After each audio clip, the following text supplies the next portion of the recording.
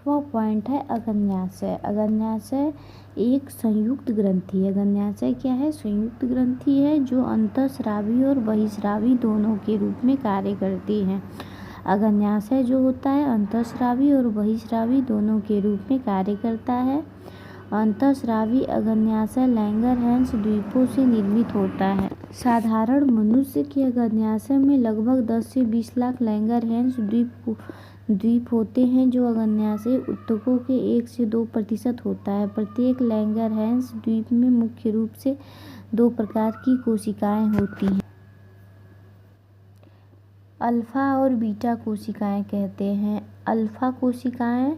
Alpha कोशिकाओं का glucagon तथा बीटा कोशिकाएं इंसुलिन हार्मोन का स्राव करती है। ग्लूकागॉन एक पेप्टाइड हार्मोन है जो सामान्य रक्त शर्करा स्तर के नियमन में मुख्य भूमिका निभाता है। ग्लूकागॉन मुख्य रूप से यकृत कोशिकाओं पर कार्य कर ग्लाइकोजेन अपघटन को प्रेरित करता है जिसके फलस्वरूप रक्त शर्करा का स्तर बढ़ जाता है। इसके अतिरिक्त पेट ग्लूकोनियोजेनेसिस की प्रक्रिया को भी प्रेरित करता है जिससे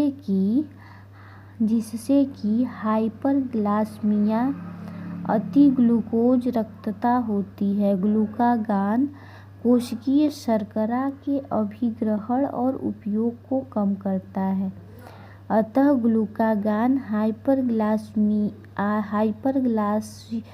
हाइपरग्लाइसीमिक हार्मोन है।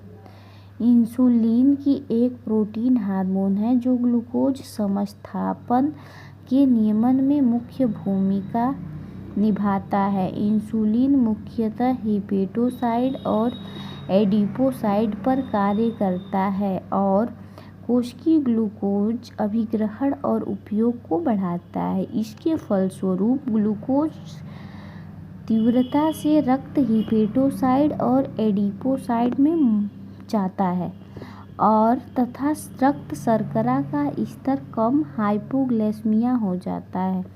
इंसुलिन का जो लक्ष्य होता है कोशिकाओं में ग्लूकोज से ग्लाइकोजेन बनने की प्रक्रिया को प्रेरित करता है। रक्त में ग्लूकोज समस्थापन का नियमन सम्मिलित रूप से 2 हार्मोन्स इंसुलिन और ग्लूकागॉन द्वारा होता है।